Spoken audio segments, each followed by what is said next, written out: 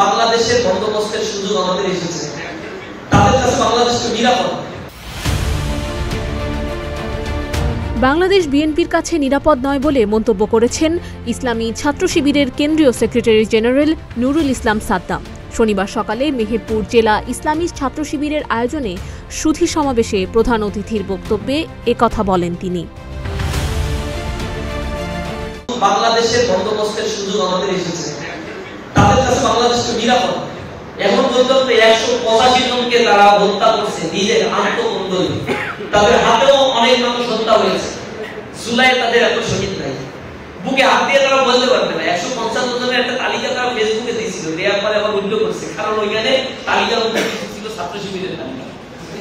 এখন নিজেদের তালিকা বলানোর জন্য ছাত্র শিবিরের নাম কিছু ঢুকাই দিচ্ছে। পরে আমরা যখন রিঅ্যাকশন করছি সাথে সাথে ডিলিট করছে। 150 জনের তালিকায় যদি ছাত্র শিবির দিয়ে ভরতে হয় তাহলে কয়জন মারা গেছে? জুলাই আন্দোলনে যাদের কন্ট্রিবিউশন এত কম ছিল, জুলাই পরবর্তী 1 বছরের ব্যবধানে 185 জনকে তারা হত্যা করছে। এত হিংস্র। আর নির্বাচনের আগ পর্যন্ত এই সংখ্যা হাজারের কাছাকাছি গিয়ে থাকে।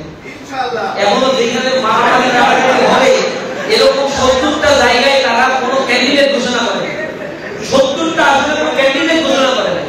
কারণ তারা জানে যে 70টা আসলে ক্যান্ডিডেট ঘোষণা করলে রক্তের বন্যা হয়ে যায়।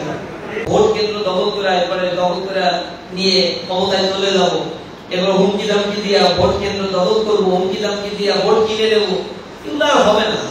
মানুষের কাছে মানুষের দৃষ্টিভঙ্গি পাল্টে গেছে। টাকা দিয়ে এখন ভোট কেনা যাবে না। মানুষের কাছে আপনারা বলবেন যে সাদাবাজি তারা করছে, নির্বাচনের আগে যদি পার হেড তারা অন্তত 10,000 করেও টাকা দেয় পার হেড জনগণকে বাংলাদেশে, তাহলেও তাদের সাদার পরিমাণ টাকা যোগ করে হবে। এত পরিমাণে অলরেডি তারা সাদাবাজি, টেন্ডারবাজি, দখলবাজি করে ফেলছে।